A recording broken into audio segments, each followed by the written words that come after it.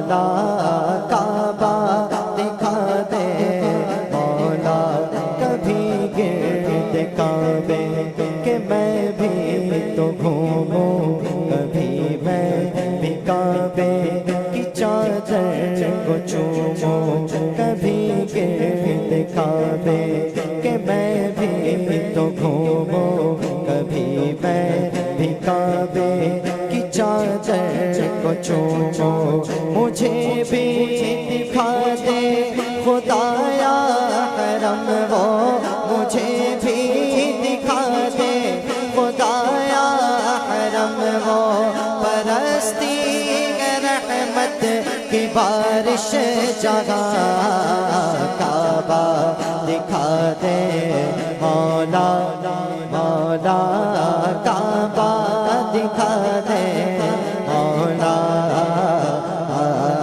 کعبہ دکھا دے مولا مولا کعبہ دکھا دے مولا بہت لوگ جاتے ہیں ایسے حرم کو کہ جیسے حرم ہو قدم دو قدم کو بہت لوگ جاتے ہیں ایسے حرم کو کہ جیسے حرم ہو قدم دو قدم کو بڑا خوب ان کا مقدر ہے مولا بڑا خوب ان کا مقدر ہے مولا ہے اوقات میری یہ ویسی کہاں کعبہ دکھا دے مولا مولا کعبہ دکھا دے مولا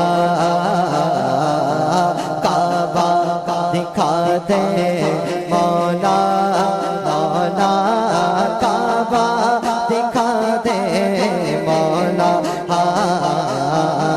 کعبہ دکھا دے مولا مولا کعبہ دکھا دے مولا امیروں غریبوں کو تو نے بلایا جسے تو نے چاہا گھر اپنا دکھایا امیروں غریبوں کو تو نے بلایا جسے تو نے چاہا گھر اپنا دکھایا تجھے واسطہ تیرے پیارے نبی کا تجھے واسطہ تیرے پیارے نبی کا مجھے بھی کسی دن بلا میرے مولا کعبہ دکھا دے مولا مولا کعبہ دکھا دے مولا کہ سنا ہے وہاں پر جو حج ہو رہا ہے یہ پروان سن کر جہاں رو رہا ہے سنا ہے وہاں پر جو حج ہو رہا ہے یہ پروان سن کر یہاں رو رہا ہے بلا لے خدایا اسے بھی حرم میں بلا لے خدایا اسے بھی حرم میں لگی آگ دل کی بجھا دے وہاں کعبہ دکھا دے مولا مولا کعبہ دکھا دے مولا کعبہ دکھا دے مولا مولا کعبہ دکھا دے مولا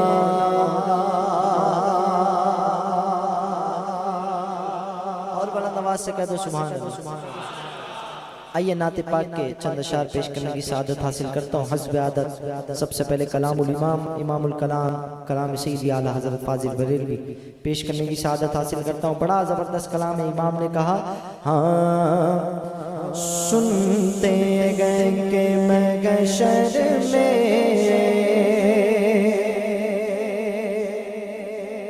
صرف ان کی رسائی ہے، سنتے گئے کہ محشر میں صرف ان کی رسائی ہے، سنتے گئے کہ محشر میں صرف ان کی رسائی ہے، سنتے گئے کہ محشر میں صرف ان کی رسائی ہے، سنتے گئے کہ محشر میں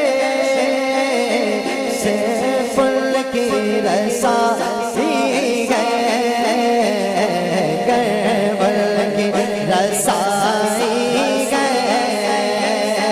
کیول کی رسائی ہے، لو جب تو بنائی ہے، کیول کی رسائی ہے، لو جب تو بنائی ہے، مچنا کہ رحمت نے امید بداری ہے، مچنا کہ رحمت نے امید بداری ہے، کیا بات تیری مجھے کیا بات تیری مجھے ارے کیا بات بنائی ہے، سنتے گئے کہ محشر میں صرف ان کی رسائی ہے، سبحان اللہ، سبحان اللہ، سبحان اللہ، سبحان اللہ، کہ سب نے صف محشر میں ارے للکار دیا ہم کو، صف محشر میں للکار دیا ہم کو، اے بے قصوں کے آقا، اے بے قصوں کے آقا، اب تیری دہائی ہے، اے بے قصوں کے آقا، اب تیری دہائی ہے، اور یوں تو سب انہی کا ہے، پر دل کی اگر پوچھو، یوں تو سب انہی کا ہے، پر دل کی اگر پوچھو، یہ ٹوٹے ہوئے دل کی، یہ ٹوٹے ہوئے دل کی خاص ان کی کمائی ہے، یہ ٹوٹے ہوئے دل کی خاص ان کی کمائی ہے، مجھے کو نہ شرماؤ، اے باب کفن ڈھک دو،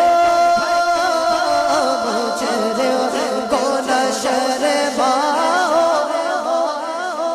اے باب کفن ڈھک دو، منہ دیکھ کے کیا ہوگا، منہ دیکھ کے کیا ہوگا،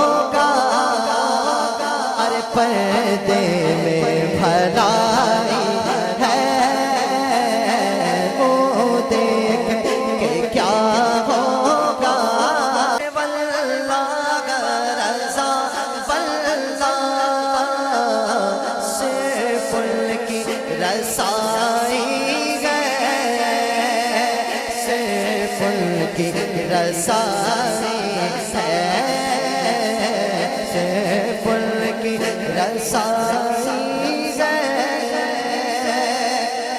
ارے صرف ان کی رسائی ہے۔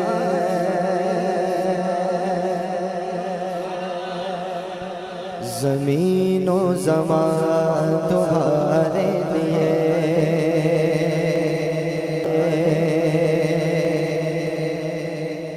کہہ دو سبحان اللہ، سبحان اللہ، سبحان اللہ۔ ہاں زمین و زمان تمہارے لیے، مکین و مکان تمہارے لیے، مکین و مکان تمہارے لیے، چنی چنو چنا تمہارے لیے، بنے دو جگہ تمہارے لیے، بغل میں زباں تمہارے لیے، بدن میں گجا تمہارے لیے، بغل میں زباں تمہارے لیے، بدن میں گجا تمہارے لیے، ہمارے یہاں تمہارے لیے، ہمارے یہاں تمہارے لیے، اٹھے بھی وہاں تمہارے لیے، زمین و زمان تمہارے لیے، مکین و مکان، ہاں چنی و چنا تمہارے لیے، بنے دو جگہ تمہارے لیے، خلیل و نجی مسیح و صفی، سبھی سے کہیں بھی بنی یہ بے خبری کہ خلق پھری کہاں سے کہاں تمہارے لیے، اصالت کل، امامت کل، سیادت کل، امارت کل، حکومت کل، ولایت کل، خدا کے آقا تمہارے لیے، وہ گنز نگاہ یہ نور فشا، وہ کن سے عیا یہ بس میں پکا، یہ ہر تن و جا یہ باغ جنا، یہ سارا سما تمہارے لیے، تمہارے نگاہ قیام جہاں، رکوع مہا، سجود شاہا، نیاز یہاں، نماز باغا، یہ کس لیے گا تمہارے لیے، ثنا کا نشاں وہ نور فشا کہ مہر بشا، بآہ مشا، بسایا بشا، مواقع بشا، یہ نام و نشاں تمہارے لیے، ذنوب فنا، عیوب ہوا،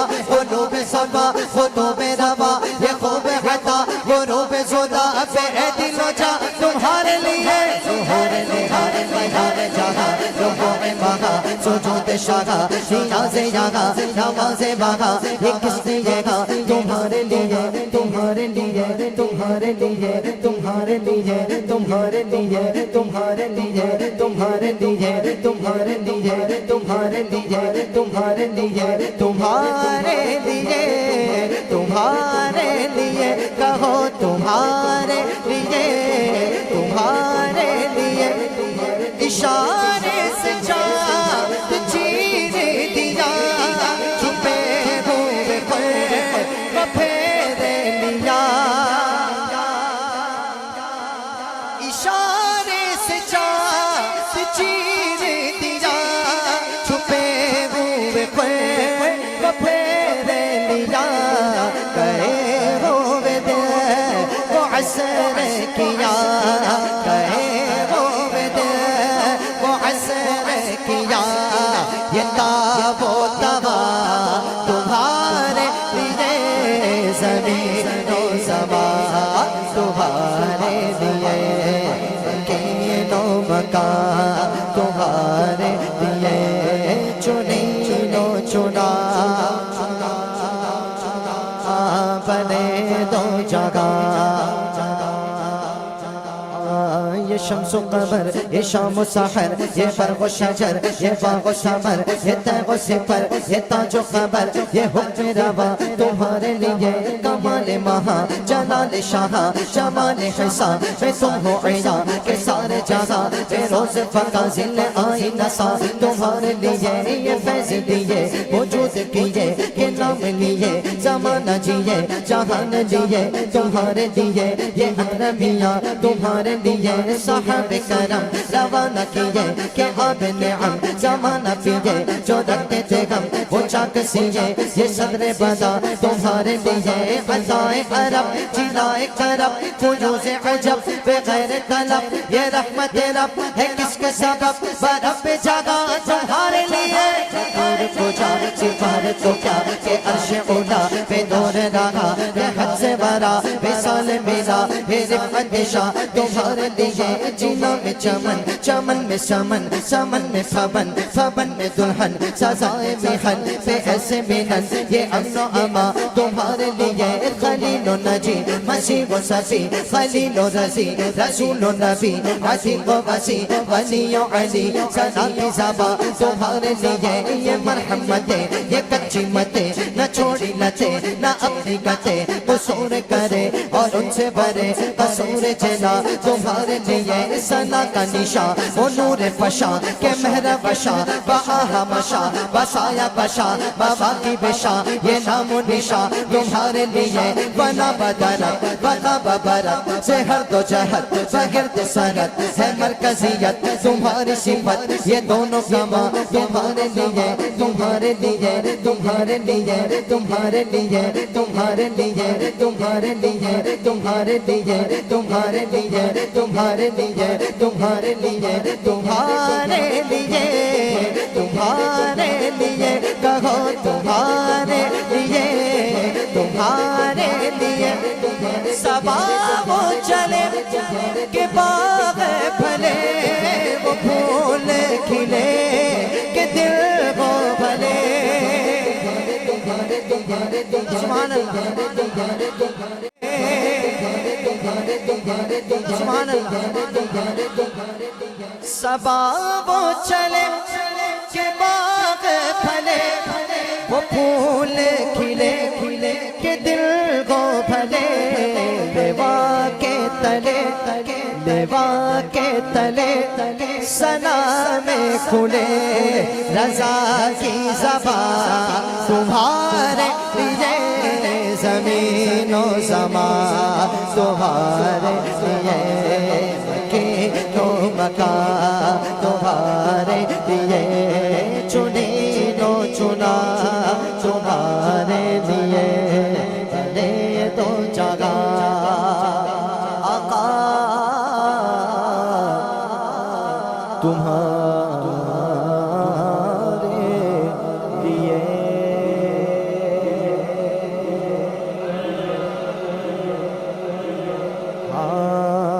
تو امیر حرم میں فقیر عجم تو امیر حرم میں فقیر عجم تیرے گن اور یہ لب میں طلب ہی طلب تو عطا ہی عطا میں خطا ہی خطا تو کو جا من کو جا تو کو جا من کو جا میری گھر ساس تو خونی چھوڑے میرا تیری رحمت مگر دل نہ توڑے میرا قصر ذات ہو تیری خیرات ہو تو سخی میں گدا تو کو جا من کو جا تو کو جا من کو جا تو کو جا من کو جا تو کو جا من کو جا تو حقیقت ہے بے صرف احساس ہو تو صبر در میں بھٹکی ہوئی پیاس ہو میرا گھر خاص پر اور تیری رہ گزر سدرۃ المنتہا تو کو جا من کو جا تو کو جا من کو جا تو کو جا من کو جا تو کو جا من کو جا تو کو جا من کو جا میاں ایئرپورٹ کے پاس سے ہم گزرتے ہیں تو دیکھتے ہیں سفید لباس میں حجاج کرام اپنی اپنی تیاریوں میں ہیں.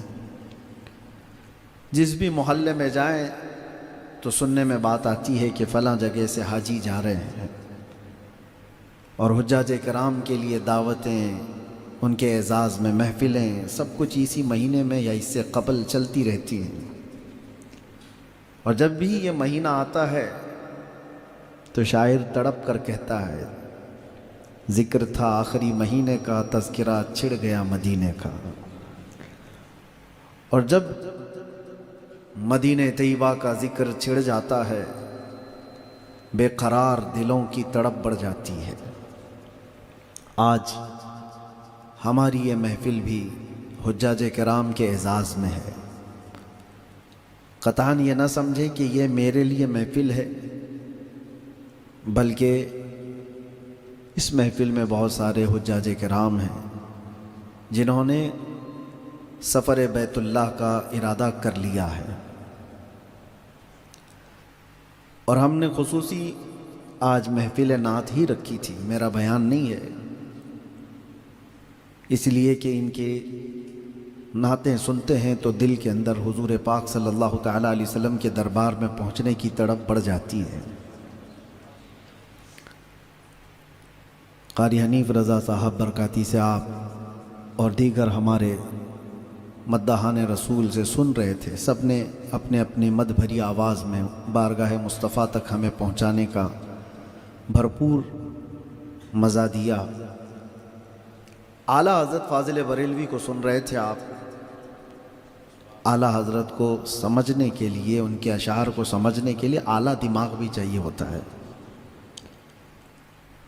نعتوں کو آج کے زمانے میں علماء بھی نہیں سمجھ پاتے تو عوام کی بات تو چھوڑیں۔ آپ سن رہے تھے اعلیٰ حضرت کا سفر نامہ، شکر خدا کہ آج گھڑی اس سفر کی ہے جس پر نثار جان فلاح و ظفر کی ہے۔ اس میں اعلیٰ حضرت نے اپنی ایک کرامت کا اظہار کیا ہے۔ شعر کا میں مفہوم بتا کر کے پھر آگے آپ کے سامنے عرض کرتا ہوں، کیونکہ ابھی حنیف رضا صاحب نے جو پڑھا اس میں ایک شعر انہوں نے پڑھا، ایک شعر نہیں پڑھا ہے۔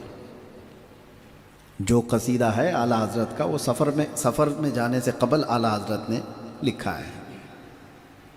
آپ نے سنا ہوگا ابھی، گرمی ہے تپ ہے درد ہے کلفت سفر کی ہے، ارے وہ ناشکر دیکھ عزیمت کدھر کی ہے۔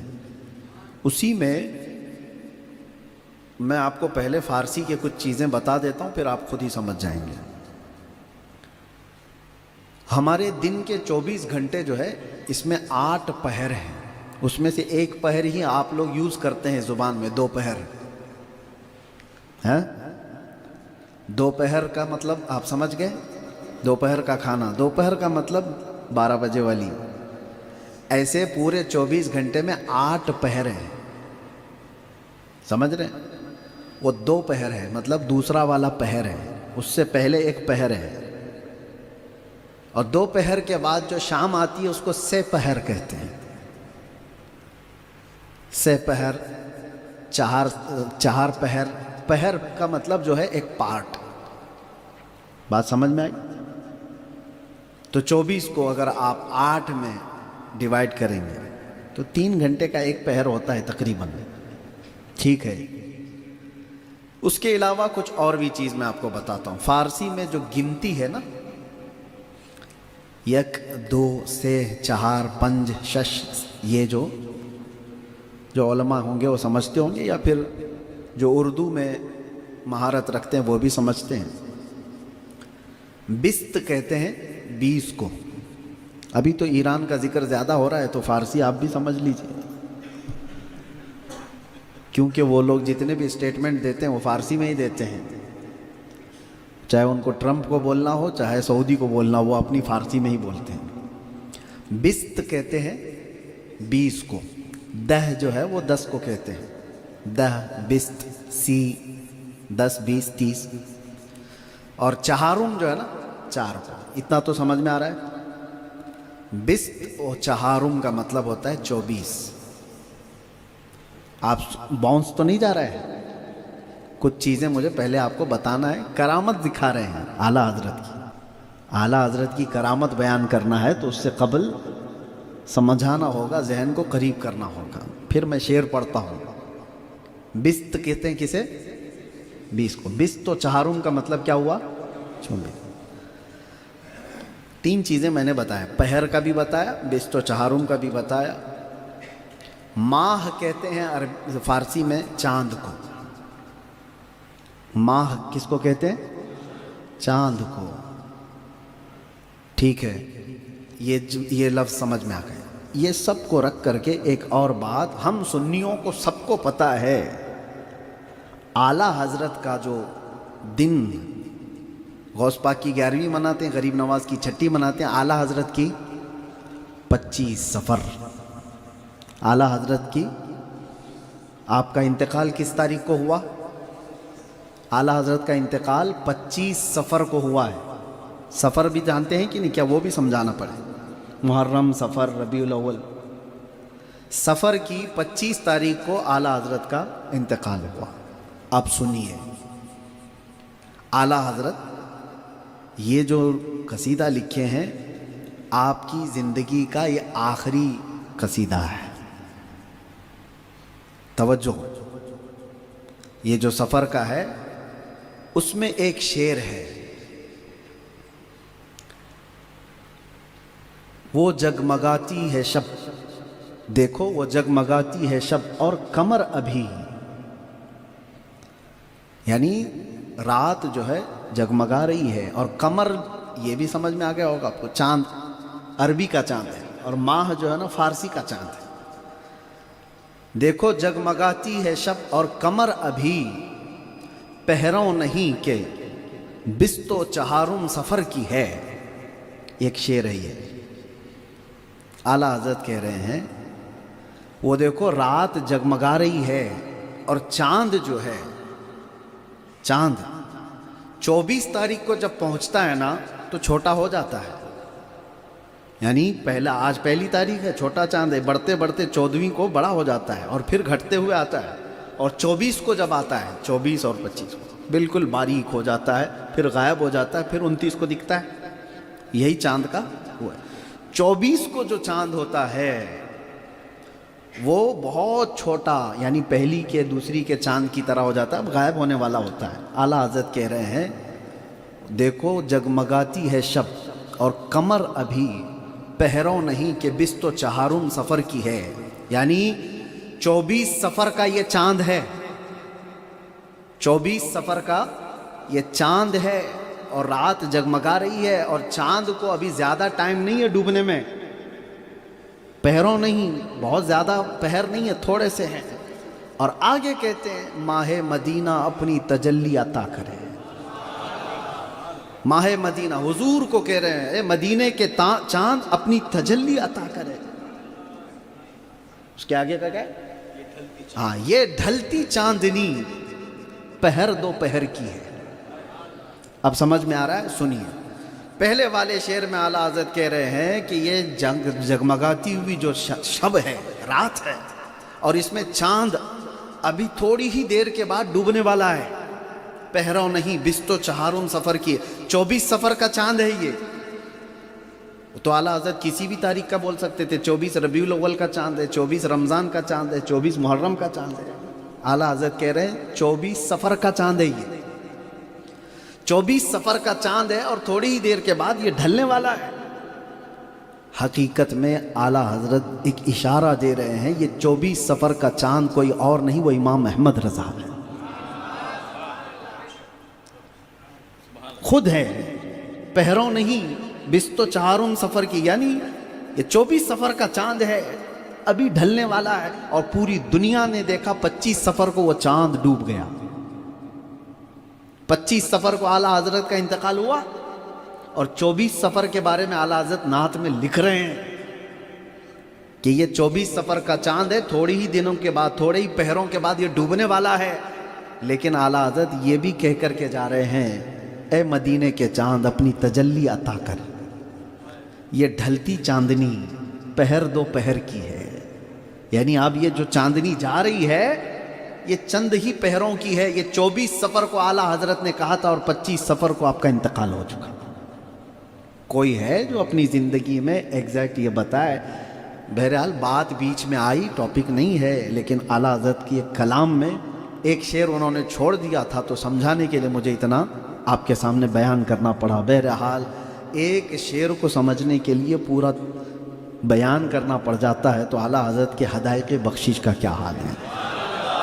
पूरा दीवान है, इसीलिए अशरफ मिल्लत शरफ मिल्लत ने फरमाया है, फतावा रज़विया तो एक करामत है, मीनार कसरे रज़ा तो बुलंद काफ़ी है, तुम उसके पहले ही जीने पे चढ़ के दिखला दो।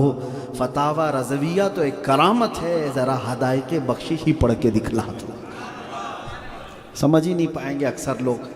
بلکہ اس میں بہت سارے اشعار ہیں۔ خیر عزیزان اکرامی، اب حجاج کرام کے قافلے آخری مرحلوں پر ہیں، شاید 2-3 دن کے بعد فلائٹیں بھی بند ہو جائیں گی اور سارے حجاج وہاں پہنچ جائیں گے۔ ابھی فی الحال حرم کھچا کھچ بھرا ہوا ہے، ہر علاقے سے لوگ تلبیہ پڑھتے ہوئے اپنے رب کی حضور آئے ہوئے ہیں، اور ہم جس وقت بارگاہ رب العالمین میں پہنچتے ہیں تو یہ ادا اللہ تعالیٰ کو بڑی پسند ہے کہ بندہ اس کی بارگاہ میں بغیر سلے ہوئے 2 کپڑوں کے ساتھ آئے، حتیٰ کہ سفر میں لگی ہوئی گرد و غبار بھی حاجی ہٹاتا نہیں۔ اللہ کو یہ پسند ہے۔ بہت ساری حلال چیزیں ہیں جو حاجی کو احرام کی حالت میں حرام کر دی گئی ہیں، اس کو اپنی بیوی کے ساتھ جو حلال ہے، شہوت اس وقت احرام کی حالت میں حرام کر دی گئی۔ خوشبو لگانا حلال ہے عام دنوں میں، لیکن احرام کی حالت میں حرام کر دی گئی، کیونکہ اللہ کریم کی بارگاہ میں تم اپنا تکبر دکھانے نہیں آئے، بلکہ اپنی عاجزی وہاں پر لے کر کے آئے ہو۔ سر کو ڈھانکنے تک کی اجازت نہیں ہے حاجی کو کہ کھلے سر رہو، بارگاہ رب العزت میں آئے ہوں، بال بڑھ گئے ہوں، ناخن بھی بڑھ گئے ہوں، پھر بھی مت کاٹو احرام کی حالت میں ہو۔ در حقیقت ہم نے دیکھا ہے یہ والی کیفیت جو ہے نا، جیل کے اندر قیدی کی بھی ایسی ہوتی ہے۔ دنیا سے دور جب اندر آتا ہے تو نہ اسے کپڑوں کا ہوش ہوتا ہے، نہ اپنے بالوں کا، خوشبو لگانا تو دور کی بات ہے۔ وجہ یہ ہے کہ ساری دنیا اس سے دور کر دی گئی ہوتی ہے اور دیواروں کے اندر وہ قید ہوتا ہے۔ اور میرے آقا صلی اللہ تعالیٰ علیہ وسلم جب حرم شریف میں آتے تھے، اللہ اکبر، کیا کہتے تھے؟ ایک جملہ میں بتاؤں، حضور جب حرم مکہ میں آتے تھے تو یوں کہتے تھے، جئت الیک حاربا یا اللہ، اے اللہ میں دنیا چھوڑ کر بھاگ کر تیرے پاس آیا ہوں، میں دنیا سے بھاگ کر تیرے دربار میں آیا ہوں۔ اب سوچو حضور کے پاس کون سی دنیا تھی جو چھوڑ کر کے آئے؟ کون سی دنیا تھی؟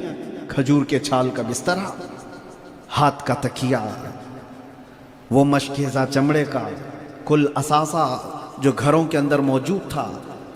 فرمایا گیا حضور پاک صلی اللہ علیہ وسلم کی ازواج مطہرات جتنی بھی تھیں، ان کے گھر جو مدینے میں بنے ہوئے تھے، کسی بھی گھر کا دروازہ نہیں بنا تھا، پردے لٹکے رہتے تھے، اور کسی بھی زوجہ کا گھر اتنا اونچا نہیں تھا کہ ہاتھ اٹھایا جا سکے، بلکہ سر چھت پہ لگ جاتا تھا۔ یہ دنیا ہے جو حضور پاک صلی اللہ علیہ وسلم کے پاس تھی، اور حضور کہہ رہے ہیں میں وہ دنیا چھوڑ کر کے اے اللہ بھاگ کر تیرے دربار میں آیا ہوں۔ آج ہم پوری دنیا لے کر کے وہاں پہنچتے ہیں۔ اب کے زمانے میں جو حج ہیں یا عمرے ہیں، اللہ تبارک و تعالیٰ ضائع اور برباد ہونے سے بچائے۔ بہت کم لوگ ہیں۔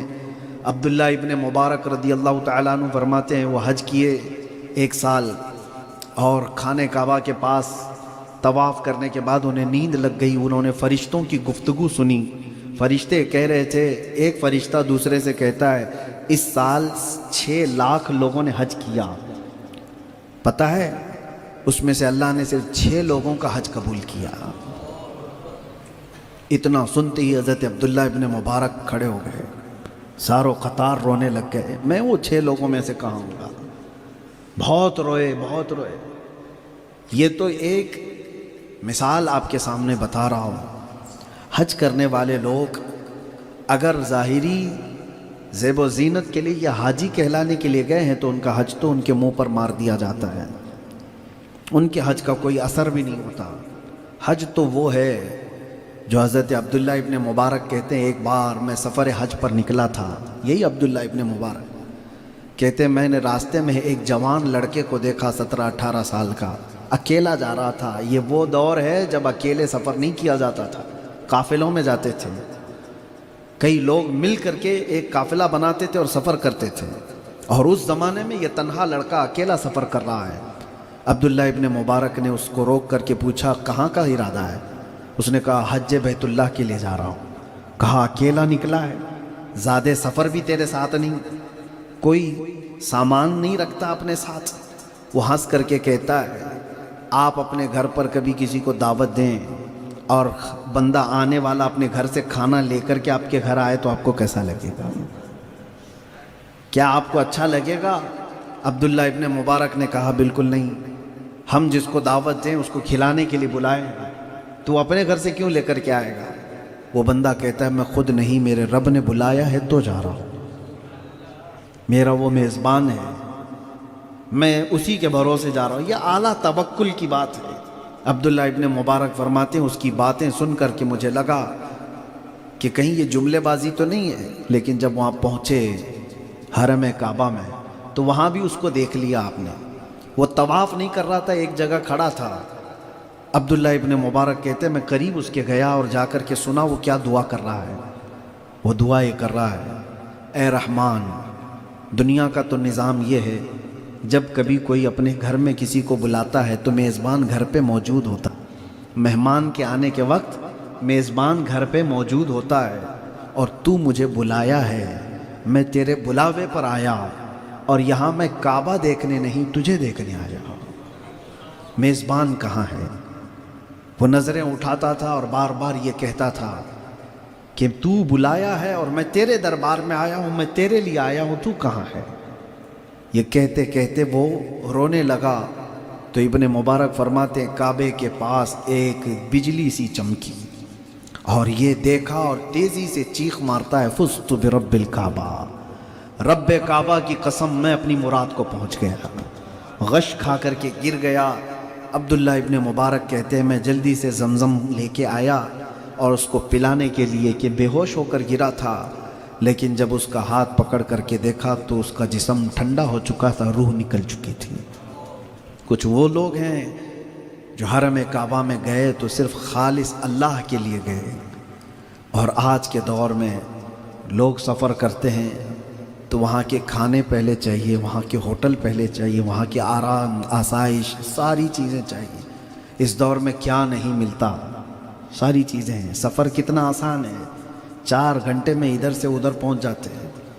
حضور صدر الشریعہ رحمۃ اللہ تعالیٰ علیہ بہار شریعت جنہوں نے لکھا، بھی آج سے 70 سال پہلے کی بات کر رہا ہوں، صرف 70 سال پہلے کا جو حج کا سفر ہے بہار شریعت میں آپ دیکھیں، جدہ سے مکہ جانے تک کا جو سفر آپ نے لکھا ہے 3 دن کا تھا، انڈیا سے نہیں، جدہ سے، جو آج کے دور میں صرف 50 منٹ اور 1 گھنٹے میں پہنچتے ہیں مکہ اور ٹو جدہ، جدہ ٹو مکہ۔ اس دور میں 70 سال پہلے کے 3 دن کا سفر تھا، اونٹوں سے جاتے تھے۔ صدر الشریعہ نے لکھا ہے کہ جب چڑھان آئے تو حاجی کو پیچھے کی طرف آ جانا چاہیے اونٹ کے، اور جب آگے کی طرف آ جانا چاہیے، اور اونٹ جب نیچے کی طرف اتر رہا ہو تو پیچھے کی طرف آ جانا چاہیے، بیچ میں کوہان ہوتی ہے، گرنے کے چانسز نہ ہو۔ یہ سارا سفر میں پڑھ رہا تھا تو حیرت ہوتی ہے، آج سے صرف 60-70 سال پہلے والے جو حج کرتے تھے، ٹینٹ لگاتے تھے مکہ میں، خیمے لگائے جاتے تھے اور چولہے لگاتے اور وہیں پکاتے اور کھاتے تھے۔ 6 مہینے کے سفر کے بعد تو وہ واپس لوٹتے تھے۔ آج کے دور میں نہایت ہی سہولیات ہیں، آرام ہے، آسائش ہے، میں اس کے خلاف نہیں ہوں۔ زمانے کے بدلتے حالات کے اعتبار سے آپ ہر نئی چیز کو قبول کریں، لیکن میرے عزیزو اتنی بھی نئی چیز کے اندر کھو نہ جائیں کہ ہماری روحانیت ختم ہو جائے۔ مکہ میں جانے کے بعد یہ احساس تو ہونا چاہیے کہ یہ وہی مکہ ہے جس میں 53 سال میرے آقا صلی اللہ علیہ وسلم نے اپنی زندگی گزاری، محبت وہی ہے، جبرائیل یہاں اترا کرتے تھے، قرآن کی آیتیں لے کر کے نازل ہوتے تھے۔ مکہ کی یہ وہی گلیاں ہیں جہاں کبھی بلال حبشی کو پیروں میں رسی ڈال کر کھینچا جاتا تھا۔ یہ مکہ کی وہی گلیاں ہیں جہاں سیدہ سمیہ کو بھرے بازار میں شہید کیا گیا تھا۔ یہ وہی مکہ ہے جہاں زید بن دسنہ کو مسلح کر دیا گیا تھا، آنکھ کان ناک سب کاٹ دیے گئے تھے۔ یہ وہی مکہ ہے جہاں سے اسلام کے پہلے خطبے کی گونج ہوئی تھی۔ وہ حرم کعبہ میں جانے کے بعد یہ سارے احساسات لے کر کے جاؤ۔ پہلے کے جو حاجی تھے، میرے ساتھ کی بات کہہ رہا ہوں، لوگ تنگ کر دیتے تھے، پوچھتے تھے حضرت ہم نے سنا ہے یہاں پر مکہ والے جو پہلے دفن کر دیتے تھے بچیوں کا گردن موڑ کر کے، وہ کہاں ہے، فلاں کہاں ہے، یہ کہاں ہے؟ تو ہم کو جتنا معلوم ہوتا بتا تو دیتے، لیکن احساس یہ بھی ہوتا تھا۔ میں 2007 کی بات بتا رہا ہوں، اس وقت تک حرم کی توسیع اتنی نہیں ہوئی تھی، ہم خود ہی دوڑ کر کے پوچھتے تھے۔ اللہ کا بڑا شکر ہے کہ میں نے اپنا پہلا حج میرے مرشد کے ساتھ کیا ہے، حضور تاج الشریعہ رحمۃ اللہ تعالی علیہ کے ساتھ، اور اس وقت حضرت کے ساتھ جو موجود، تو یہ دکھانے پر زیادہ وہ کرتے تھے کہ یہ دیکھو یہ جگہ ہے ام ہانی کا مکان، جہاں سے حضور صلی اللہ علیہ وسلم معراج کے لیے نکلے تھے۔ آج وہ حرم کے اندر آ گیا ہے۔ ایک جگہ تھی جہاں پر لے جا کر کے بتایا گیا کہ یہ دار ارقم ہے، جہاں پر حضور صلی اللہ علیہ وسلم اور آپ کے صحابہ چھپ کر کے رہتے تھے، اسلام کی تبلیغ کرتے تھے۔ وہی وہ گھر ہے جہاں حضرت عمر فاروق رضی اللہ تعالیٰ عنہ ایمان لائے تھے 40ویں نمبر پر۔ وہ دار ارقم بھی مکہ میں تھا۔ وہ دروازہ کہاں ہے جس سے حضور صلی اللہ علیہ وسلم حرم میں آتے تھے، حرم شریف کے اندر؟ اب کے حاجیوں کو یہ سب کی چیز ضرورت ہی نہیں ہے۔ وہ تو سب سے پہلے وہاں جانے کے بعد پوچھتے ہیں البیک کہاں ہے، ہوٹل ریسٹورنٹ سب سے اچھے کہاں ملتے ہیں؟ یہاں سے لبیک لبیک کہتے گئے، وہاں سے البیک البیک۔ بدل گئے، ترانے بدل گئے میرے عزیزوں۔ یہی تو ہے کہ شاعر نے کیا خوب کہا تھا، وہ اندھیرا ہی بھلا تھا کہ قدم راہ پہ تھے، روشنی لائی ہے منزل سے بہت دور ہمیں۔ ترقیوں نے ہمیں کہیں کا نہیں چھوڑا، روحانیت ختم ہو گئی۔ میرے عزیزوں، جو حج پر جا رہے ہیں، عمرہ پر تو جاتے آتے رہتے ہیں، لیکن حج ایک بہت عظیم عبادت ہے، اس لیے کہ میرے آقا صلی اللہ علیہ وسلم فرماتے ہیں، یعنی فرماتے ہیں جس نے حج کیا اور حج میں کوئی بے حیائی کی بات نہیں کیا، جھگڑا نہیں کیا، فرماتے ہیں وہ حج ہوتے ہی ایسا پاک ہو جائے گا جیسے آج ہی اس کی ماں نے اس کو جنم دیا، آج ہی وہ اپنے ماں کے پیٹ سے پیدا ہو، اتنا اس کو پاک کیا جاتا ہے۔ آسان چیز نہیں ہے حج بیت اللہ، ایک بہت بڑی نعمت کو حاصل کرنا ہے، بہت بڑی عبادت ہے۔ اور ابھی جیسے حنیف برکاتی صاحب سے آپ سن رہے تھے کہ بہت سارے لوگوں پر حج فرض ہوا پھر بھی جاتے نہیں ہیں، یہ ان کے نصیبے کی بات ہے، ان کو بلایا نہیں جا رہا ہے۔ میرے آقا صلی اللہ تعالیٰ علیہ وسلم نے فرمایا جس پر حج فرض ہوا اور وہ حج پر نہیں گیا اور مر گیا، حضور فرماتے ہیں وہ یہودی ہو کر مرے یا عیسائی ہو کر کے مرے، مجھے اس کی پرواہ نہیں۔ اور ایک روایت میں یہ ملتا ہے کہ ایسا شخص جس پر حج فرض ہوا اور حج کیے بغیر مر گیا تو اس کی پیشانی پر کافر لکھا جاتا ہے، جو فرشتے دیکھتے ہیں۔ ایک بہت بڑا بوجھ لے کر کے دنیا سے گیا۔ عام طور پر ہندوستان، پاکستان، بنگلہ دیش، یہ جو سب کانٹیننٹل، یہ جو ہمارے علاقے کے لوگ ہیں، حج پر اس وقت جاتے ہیں جب ایک پاؤں قبر میں ہوتا ہے، نہایت بڑھاپا، چلنے پھرنے کی طاقت نہیں ہے، ایسے حالت میں حج کے لیے جا رہے ہیں۔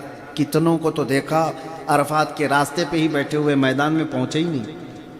فرض اعظم ہے حج کا، عرفات کے میدان میں جانا وہ سب سے بڑا فرض ہے۔ دو ہی فرض ہیں، عرفات کے میدان میں وقوف کرنا اور خانہ کعبہ کا طواف کرنا 10ویں ذی الحجہ سے 12ویں کے بیچ میں۔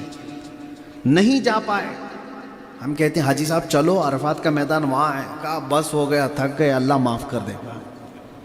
اللہ تو انڈیا میں بھی معاف کرتا ہے۔ 6 لاکھ 7 لاکھ روپے دے کر کے حج کے لیے نکلے اور وہاں جا کر کے راستے میں بیٹھ کر کے حج کر کے آ گئے۔ اور بھی بہت ساری چیزیں ہیں۔ یہ بڑھاپے کا حج بہت تکلیف دیتا ہے وہاں پر لوگوں کو، اسی لیے اللہ تبارک و تعالیٰ اس وقت حج کی سعادت دے جب ہمارے جسموں میں طاقت ہو۔ آپ کو پتہ ہے، دعا کریں کہ اللہ تبارک و تعالیٰ ہمیں بھی وہ توفیق دے کہ جو پیدل حج کیا، پیدل کا مطلب وہ والا نہیں جو یہاں انڈیا سے چلا ہوا ہے، مکہ میں پہنچا اور مکہ مکرمہ میں 7 ذی الحجہ کے بعد 8ویں ذی الحجہ کو مینا گیا پیدل، مینا سے پھر عرفات گیا پیدل، عرفات سے پھر مزدلفہ آیا پیدل، مزدلفہ سے پھر آیا مینا کنکری مارنے، اور پھر آیا مکہ طواف کے لیے۔ یہ جو پیدل حج ہے، فرمایا گیا ایک قدم پر اس کے 1 کروڑ نیکیاں دی جائیں گی، ایک قدم پر جو پیدل حج کیا۔ پچھلے سال سے اس سے پہلے سال میں نے منت بھی کیا تھا، نظر بھی کیا تھا، اللہ تبارک و تعالیٰ مجھے قید سے رہائی عطا کرے تو میں پیدل حج کروں گا انشاءاللہ۔ پچھلے سال ممکن نہیں ہو سکا کیونکہ حالات کچھ سعودی گورنمنٹ کی طرف سے ایسے بن گئے تھے کہ انہوں نے تقریباً 50,000 انڈین حاجیوں کا کوٹا ہی منسوخ کر دیا تھا۔ اس بار اللہ تبارک و تعالی ہمیں وہاں تک پہنچا دے۔ ارادہ کر لیا ہے، اور جب بندہ ارادہ کر لیتا ہے تو قرآن کی آیت کے مطابق اللہ تعالیٰ نے قرآن میں بھی فرمایا اور حدیث میں ہے، جب کوئی حج کا ارادہ کر لیا، آج میں آپ لوگوں کو بتا رہا ہوں، نیت آج ہی کر لو، حج پہ جانا ہے انشاءاللہ۔ اور ایک نیت ہوتی ہے، جیسے ابھی انشاءاللہ زور سے کہہ دی ہے، کیا بول رہے تھے تو ہم نے بھی انشاءاللہ کہہ دیا ہے، کیونکہ بازار میں نعرے لگانے والے بہت ہوتے ہیں۔ نیت جو ہے دل کے ارادے کا نام ہے۔ آج ہی سے ارادہ کر لیا، اور ارادہ کیسے پتہ چلتا ہے؟ عمل سے۔ آج ہی گیا گھر پہ 100 روپے رکھ دیا، کہا میں نے حج کا ارادہ کیا ہے، 100 روپے۔ آپ کو پتہ ہے 100 روپے حج کی قیمت میں لگتے کچھ نہیں، 6-7 لاکھ کا سفر کا خرچہ ہے، لیکن ارادے پر 100 روپے ہی رکھ دیا ہے، تو عمل سے ظاہر ہو گیا کہ اس نے نیت کر لیا ہے۔ اب پلس میں ہو ہمیشہ، بیچ میں اگر کبھی موت ہو گئی، نہیں پہنچ پایا، حدیث میں ہے اس کی طرف سے اللہ تبارک و تعالیٰ ایک فرشتہ پیدا کرتا ہے جو قیامت تک ہر سال اس کی طرف سے حج کرتا رہے گا۔ حج کا ارادہ کیا اور نہیں جا پایا، مر گیا، تو میں یہ کہتا ہوں کہ فائدے میں ہو نیت کر کے بیٹھو، فائدے میں ہو۔ جو حج کا ارادہ کیا اور بیچ میں اگر موت بھی آ گئی تب بھی وہ بونس کے ساتھ ہی ہے۔ اللہ تبارک و تعالی ہمارے لیے آسانیاں عطا فرمائے۔ اور حج تو حج ہے، لیکن اصل اس کا جو مغز ہے وہ بارگاہ مصطفیٰ میں پہنچنے کے بعد ہے۔ من زار تربتی وجبت شفاعتی، حضور پاک صلی اللہ علیہ وسلم نے فرمایا جس نے میری قبر کی زیارت کی اس پر میری شفاعت واجب ہے۔ بہت سارے آج کے زمانے میں وہابی لوگ بھی ہیں، وہ کہتے ہیں کہ مدینہ جانا ضروری نہیں ہے، حج فرض ہے، حج فرض ہے، فرض آپ ادا کر لو۔ ہاں مدینہ اگر جانا بھی ہے تو مسجد نبوی جانے کا ارادہ کر کے جاؤ۔ معاذ اللہ، کیسے بغض اور عداوت تمہارے دلوں کے اندر ہے۔ اور ہمارے امام عشق و محبت بریلی کا تاجدار کیا کہتا ہے؟ ان کا ایک حج تو ہو گیا تھا، دوسرے بار حج کے لیے جا رہے تھے اعلیٰ حضرت، ان کی والدہ حج پر نکلیں، کس کی؟ اعلیٰ حضرت کی۔ ان کے بھائی بھی جا رہے تھے، بریلی سے نکل بھی گئے تھے، ممبئی پہنچ گئے تھے، جہاز کا سفر تھا، اعلیٰ حضرت کی بے قراری بڑھ گئی، یہاں تار بھیجا، پورا واقعہ اعلیٰ حضرت نے لکھا ہے کہ برداشت ہی نہیں ہو رہا تھا، کہا کہ میں رکوں گا نہیں، میں بھی جا رہا ہوں حج پہ۔ تو پہنچ گئے، ممبئی آئے، آخری ٹکٹ بھی مل گیا آپ کو، جہاز پہ سوار بھی ہو گئے۔ کہا کہ جو بریلی سے نکلے ہوئے تھے وہ بعد میں سوار ہوئے، اعلیٰ حضرت پہلے بیٹھ گئے تھے، سفر کے لیے نکل بھی گئے۔ یہی وہ سفر ہے جس میں بھنور بھی آ گئے، طوفان بھی آ گئے، کشتی کے ڈوبنے کے چانسز بھی لگے۔ بیچ میں ایک بار کیپٹن نے اعلان بھی کر دیا تھا کہ لوگ اپنے اپنے کفن تیار رکھ لو، جہاز ہچکولے کھا رہا ہے۔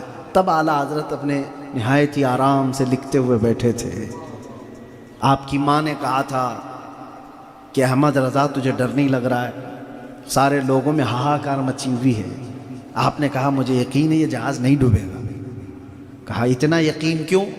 کہا میں نے رسول اللہ صلی اللہ علیہ وسلم کی بتائی ہوئی وہ دعا پڑھ لی تھی جو سمندر کے سفر میں بیٹھنے سے پہلے میرے آقا نے فرمایا بسم اللہ مجرہا و مرساہا ان ربی لغفور الرحیم، یہ پڑھ لے تو وہ جہاز نہیں ڈوب سکتا۔ وہ کیپٹن اعلان کر رہا ہوگا لیکن مدینے کا آقا کہہ رہا ہے نہیں ڈوبے گا۔ اور اس وقت اعلیٰ حضرت نے اسی سفر میں یہ لکھا تھا آنے دو یا ڈبو دو اب تو تمہاری جانیں، کشتی تمہیں پہ چھوڑی لنگر اٹھا دیے ہیں۔ اور دیکھا دنیا نے وہ کشتی نکلی بھی بھنور سے اور جدہ کے ساحل پر پہنچی بھی۔ اب سنیے، جو لوگ کہہ رہے ہیں نا حج فرض ہے، حج پر جا کر واپس آ جاؤ، مدینے جانا کوئی واجب نہیں، کوئی فرض نہیں. اور امام عشق و محبت یہ کہہ رہے ہیں کہ ہم تو بھائی مدینے جانے کا ہی ارادہ کر کے نکلے. ہم تو حضور کے دربار میں ہی جانے کا ارادہ کر کے نکلے. ہاں مدینے پہنچے تھے تو مکہ بھی قریب تھا، حج بھی ہو گیا. اور کہتے کہتے ان کے طفیل حج بھی خدا نے کرا دی. ان کے طفیل حج بھی خدا نے کرا دی. اصل مراد حاضری اس پاک در کی ہے. سنیوں کا تو یہ ماننا ہے کہ ہم بارگاہ مصطفیٰ صلی اللہ علیہ وسلم کے قصد و ارادے سے نکلے تھے، مدینے پہنچے تو اللہ نے حضور کے صدقے میں حج بھی کرا دی ہے. میرے عزیزو، بارگاہ مصطفیٰ صلی اللہ علیہ وسلم کو جس نے اصل سمجھا وہ ہر گھڑی ہر میدان میں بامراد اور کامیاب نکلا ہے. اور جن لوگوں نے حضور پاک صلی اللہ علیہ وسلم کو چھوڑ کر کے یہ سمجھا کہ صرف حج سے سب ہو جائے گا، بے ان کے واسطے خدا کچھ عطا کرے، ہاشا غلط غلط، یہ ہوس بے بسر کی ہے. یا رسول اللہ، خلق کے حاکم ہو تم، رزق کے قاسم ہو تم، جو ملا تم سے ملا، جو ملا تم سے ملا، تم پہ کروڑوں درود. حضور کو چھوڑ کر کے اگر کوئی کہے بارگاہ مصطفیٰ صلی اللہ تعالیٰ علیہ وسلم میں، بس میں ابھی گفتگو سمیٹتا ہوں. سنا ہے کہ امیروں کا ایک قافلہ حج کے لیے گیا تھا، اور امیر لوگ، پیسے والے لوگ کوئی نہ کوئی خادم ساتھ میں لے کے جاتے ہیں، اور ویسی خدمت مل جائے تو کیا کہنے.